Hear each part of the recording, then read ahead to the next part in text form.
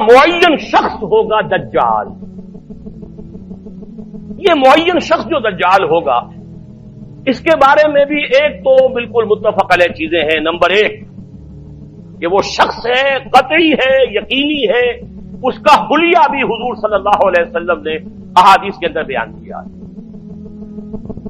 دوسری بات یہ کہ اس کے ہاتھ میں قوانین قدرت، گویا کہ تسخیر کائنات، گویا کہ نقطہ عروج کو پہنچ چکی ہے. تمام اختیارات الہی تقریباً اس کے ہاتھ میں آ چکے ہوں. جو بڑے سے بڑے معجزے اللہ تعالیٰ نے نبیوں کو دیے ہیں وہ معجزے کر کے دکھائے گا. وہ مردہ کو زندہ کرے گا، مردہ لوگوں کی افواہوں کو لے کر آئے گا، ان کی روحوں کو، اگرچہ جھوٹی روحیں ہوں گی، وہ شیاطین جن ہوں گے جو ان کا بھیس بدل کر آئیں گے، لیکن یہ کہ وہ لوگوں سے کلام کریں گی. یہ اسپرچولیزم جو اپنی انتہا کو پہنچا ہوا ہے یورپ میں اور مغرب میں، یہ در حقیقت اسی کا ایک مظہر. وہ کھلے بیابان کو کہے گا جہاں بالکل ڈٹیل جو ہے وہ صحرا تھا، گلو گلزار کر دے گا جب چاہے گا، جب چاہے گا، جہاں چاہے گا بارش برسائے گا. فاصلہ اس کے لیے بے معنی ہوگا.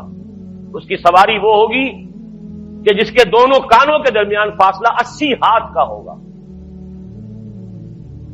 یہ سارے جو آج آپ کی اس ٹیکنالوجی کی جو انتہا جا رہی ہے اور جدھر جا رہی ہے، اس کو اچھی طرح سمجھ لیجیے. آج سے 100 سال پہلے شاید انسان ان چیزوں کا تصور نہ کر سکتا. وہ کوئی سواری ایسی بھی ہو سکتی ہے جس کے دو کانوں کے درمیان کا فاصلہ جو ہے وہ 80 ہاتھ کا ہو. آپ کے یہ سارے جیٹس جو ہیں وہ کیا ہیں؟ ان کے رڈارز جو لگے ہوئے ہیں، دونوں کان ہیں ان کے. اس کا ایک قدم اگر مدینے میں ہوگا تو دوسرا بیت المقدس میں ہوگا. اس کی آواز پوری دنیا میں سنی جائے گی. سنی جا رہی ہے کہ نہیں؟ یہ ساری قدرت، ساری قوتیں، تسخیر کائنات کلیتاً ایک آدمی کو چیر کر 2 ٹکڑے کرے گا، دونوں ٹکڑوں کو علیحدہ کرے گا، ان کے درمیان چلے گا اور پھر ان دونوں کو جوڑے گا اور کھڑا کر دے گا. احادیث میں ساری موجود ہے. سرجری جدھر جا رہی ہے کوئی جب نہیں کہ وہاں تک آدمی پہنچ جائے. فریز کر کے تو یہ معاملہ اب ہو ہی سکتا ہے، لیکن یہ کہ ابھی اگلا اور قدم کیا ہوگا کچھ نہیں کہہ سکتے. یہ چیزیں تو ہے متفق علیہ. البتہ کچھ معاملات کے اندر احادیث میں کچھ اختلاف پایا جاتا ہے اور یہ مشکلات الحدیث میں سے.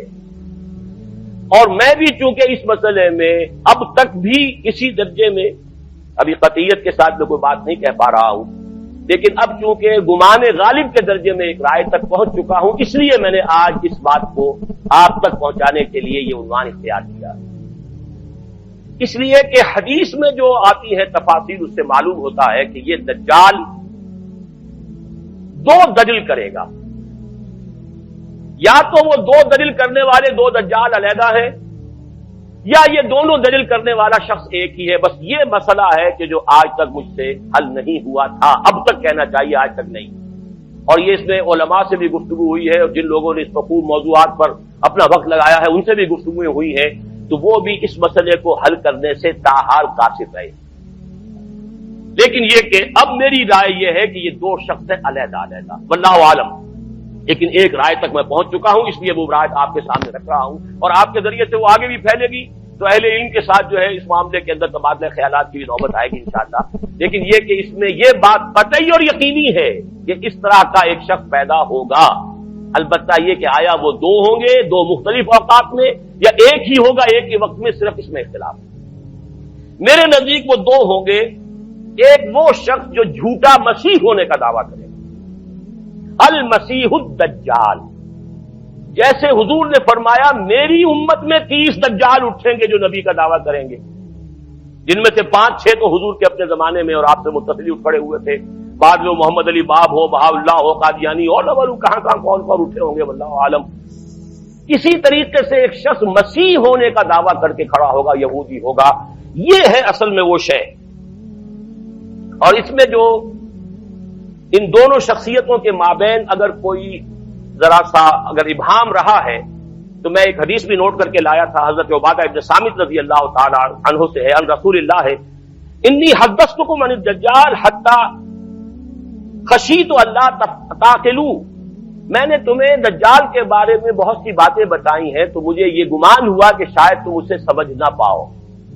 یہ اندیشہ خود حضور صلی اللہ علیہ وسلم کو ہوا ہے، اور یہ سنن ابی داؤد کی روایت ہے۔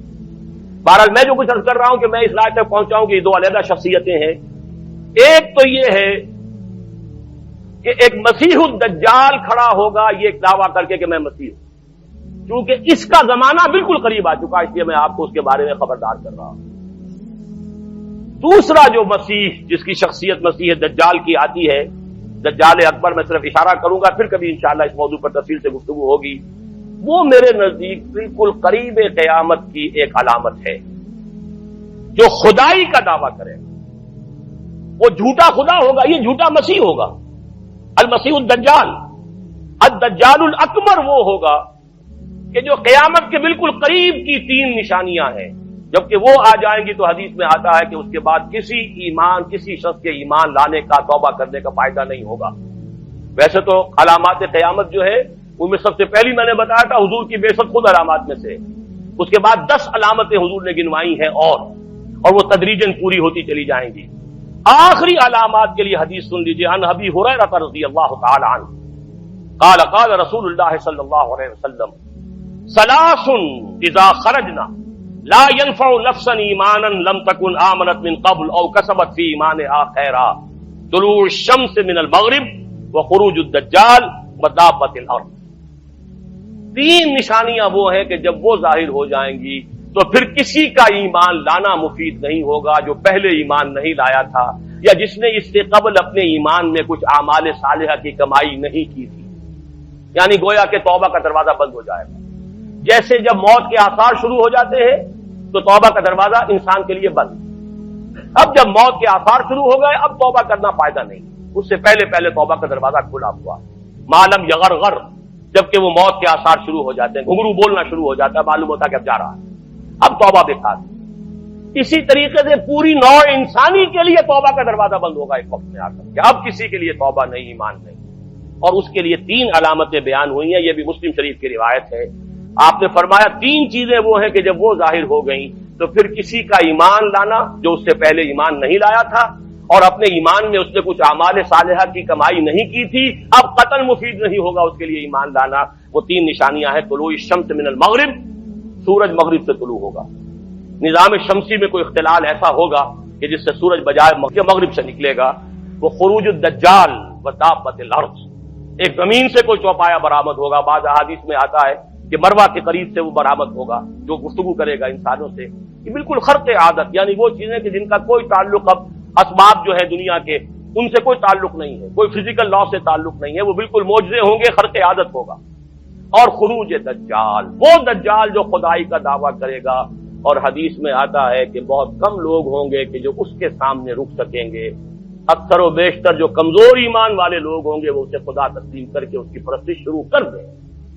میرے نزدیک یہ آخری چھلنی ہوگی جو لگائی جائے گی اہل ایمان کو ایک طرف کرنے کی، اور یہ قیامت کی نشانیوں میں سے، آخری نشانیوں میں سے ہے۔